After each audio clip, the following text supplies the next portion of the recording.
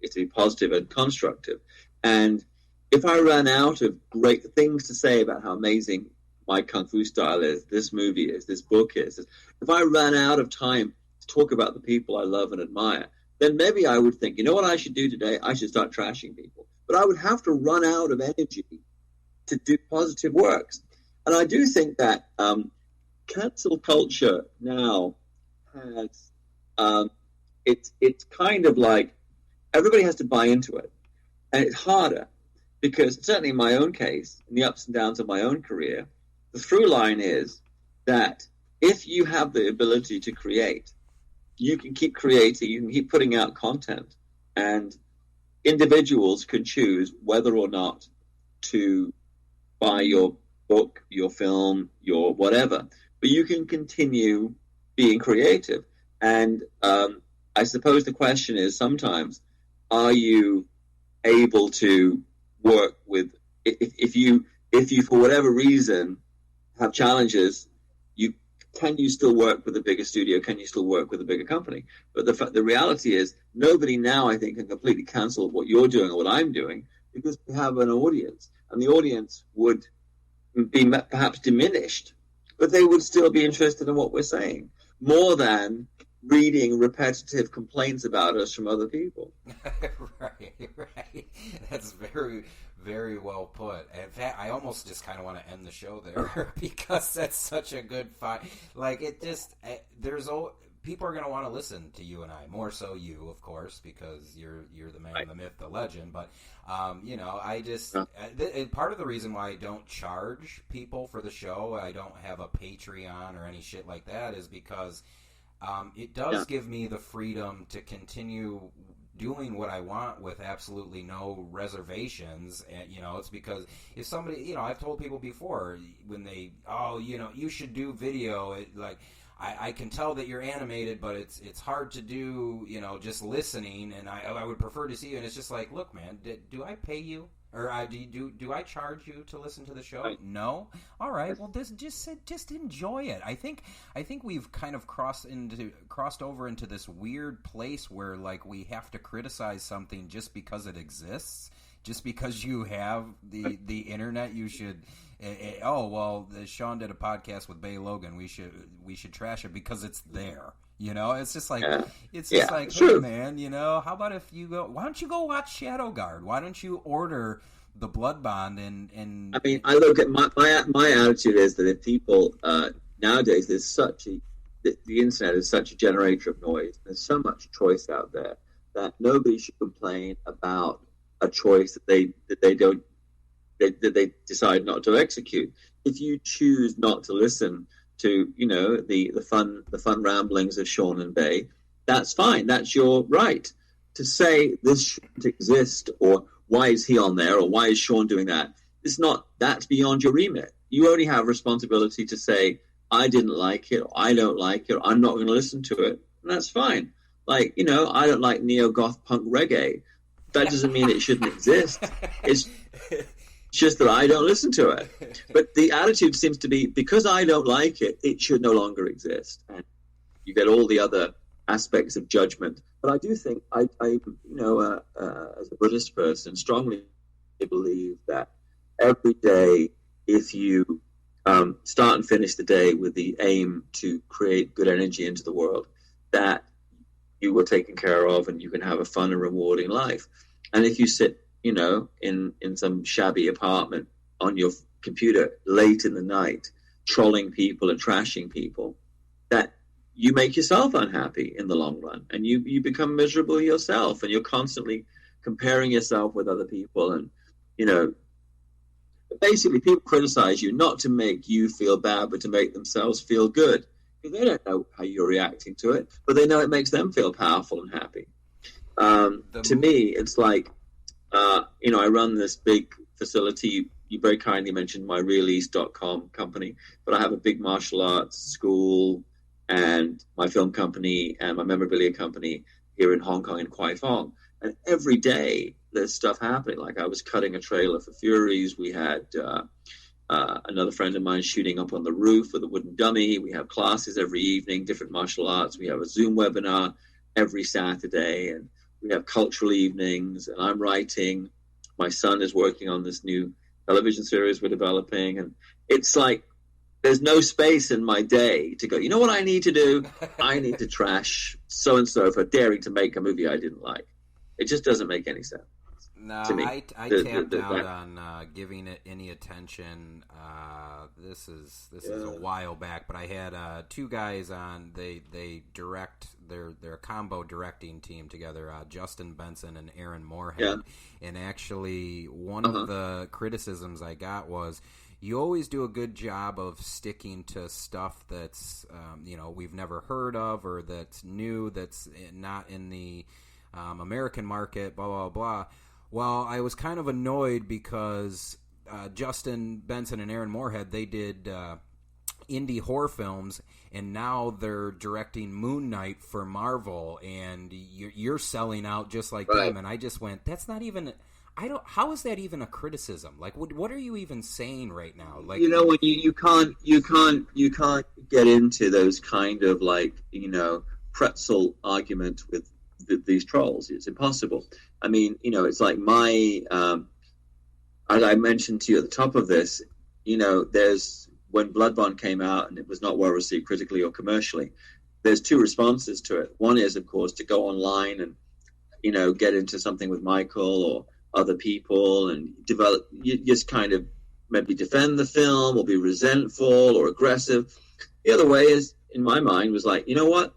Like Godard said, the best way to review a film is to make another film. And I also feel, to some degree, the best way to redeem yourself after a film that didn't work is to make a film that does. And I did that with, Bloodbond, and later with Covert Operation, a.k.a. Borderlands. And then, I wrote the novel based on the script, and that became the novel of Bloodbond. So that was like, to me, that was the creative process going forward, rather than going, this is an opportunity for me now to start sniping and attacking my critics and debating online. I don't see that, I don't see that it serves any purpose. And even if you do it successfully and outwit and out-argue your critics, what's the prize for that? I don't know what it is. Nothing. But I can tell you, I nothing. can tell you that the prize for writing films, some of them are good, some of them are bad, and books, some of them are good, some of them are bad. The prize for writing that has been, for me, an enormously rewarding life in terms of people that I've known and the way I've been able to live my life and the experiences I've had that, I could never have dreamed of when I was a kid in England. But that was the reward that I got. And to kind of have that kind of reductified down to, what my participation is, sitting in a Starbucks with my headphones on, tapping away at my laptop, pouring vitriol on everybody else's films, right? This is like, well, if that's what gets you off, to me, it's no contest. And even if I take a step back from my position as filmmaker, when I'm writing my books, I still don't have any great sense of these books are here to tell everybody what sucks. They're here to tell everybody what's great. Yeah. Physics Chambers, the Bruce Lee book, the Jackie Chan book. Well, I purposely, I don't feel Jackie Chan today makes movies as great as he did in his heyday. And he was the same way. I was going to say it was the same way about me, but he may feel I never had a heyday to be compared with. But anyway, Jackie was, the first book anyway finishes Drunken Master 2. And I don't go into the films after that. But that's just, they're not to my taste. Not that he shouldn't make them. It's not that people shouldn't like them. And it's not, I felt rather than write about something that wasn't to my taste, I would focus on the stuff that was. So, I mean, I don't know how familiar you are with the life and career of Jackie Chan. Well, actually, Bey, you made fun of me the last time you didn't make fun. Did I? You ribbed. Oh well. Sounds like me. You just ribbed. But me. For what reason? Ribbed me a little bit. You asked me who some of my favorite on-screen martial artists were. Yes. And I'm not going to lie, yes. I did panic. So I do kind of place the blame in panic because A, Okay. I was talking to you, and B, I just kind of, oh my God, he's asking me who my favorite martial, I had said Jackie. And who was it? It was Jackie Chan at the time. Yes. But since Good. talking to you, I actually, and I don't know how to say his name, so I'll let you do it. The Mad Monkey Kung Fu. Mad Monkey Kung Fu. In Cantonese, 老家良, in Mandarin, Liu Chaliak. He's my favorite of all time, but Jackie, I would say, is definitely my three. Yeah, up there. Well, I mean, Jackie's interesting because of the Jackie book. I went back to the much maligned films he made in Taiwan and Korea for the director Law Wai, and things like Shaolin Wooden Man and To Kill with Intrigue, and there's a whole run. He's like 9 of them. None of them worked really, except the last one, Fearless Hyena, which he directed himself. But what's interesting is looking at them again. There's so much in there to like that people have overlooked, and so that has been part of it. I mean, again, I think this speaks to what I'm saying, which is what's really rewarding is to go back into something that's been dismissed. Perhaps what you're doing to me now with Blood Bond, you're saying something's been dismissed and finding some merit in it that's been overlooked is much more rewarding than looking at something else that perhaps has been popular or has got merit, and you feel it's your place to attack it. Like, how dare they make that movie? How dare that guy have a career? I mean, why would you want to do that? I mean, my thing is like, I want to make you aware, I mean, you being like a general audience, of there is these films or this book or this art form that you may not be aware of, but I really enjoy it and I want to share it with you. And as I say, I probably need to run out of that before I thought now is the time I need to go out and attack, and particularly attack other filmmakers, other creatives, because this is where, as I become had my long career as a filmmaker and as a creative person, it's harder and harder to attack anybody else because you know what they went through. Everybody sets out to make a great movie, and you might make Blood Bond or you might make Citizen Kane, right? I've never met anybody who set out to make a bad movie. Really. I mean, some of them are more misguided than others, but nobody ever started production going, this is going to suck, and I'm so happy about that. It's warms my heart to hear you. It's been a real, yeah. Well, it warms my heart to hear you say that, because that was the purpose of this podcast. Was right.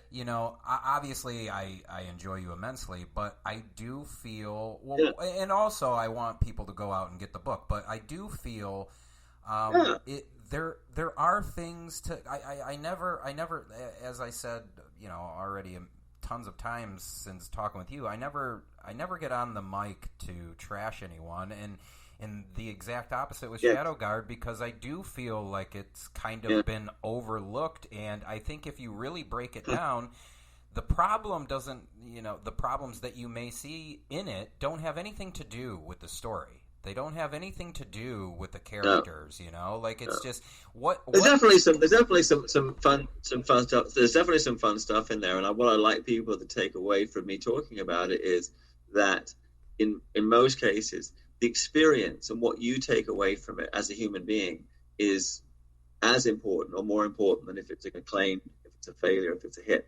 That life experience, what did you learn, right?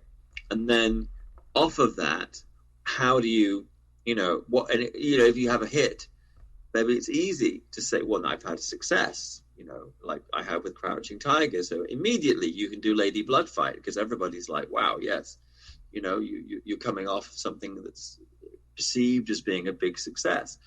Conversely, after Blood Bond, you might think, well, what do you do with that energy? And as I say, you kind of go, you know what? I need to make another movie in the same studio, same kind of money, same kind of premise, and do it well. And I need to write a book to show how the film should have been. And that is every project. You're looking at what you're learning from it, and afterwards how you use that to move forward in your life, as a creating individual. So I can do no better than that. Sean, it's been lovely talking to you, my friend. Yes, it has. Before I let you go, sir, I know you've had a long day. I just want to tell you that even if, I know I told you, even if I take my fanboy hat off, I still think The Blood Bond is a great piece of action literature. Thank you. I really do. Thank you. Find it to be absolutely immersive. Oh, the book.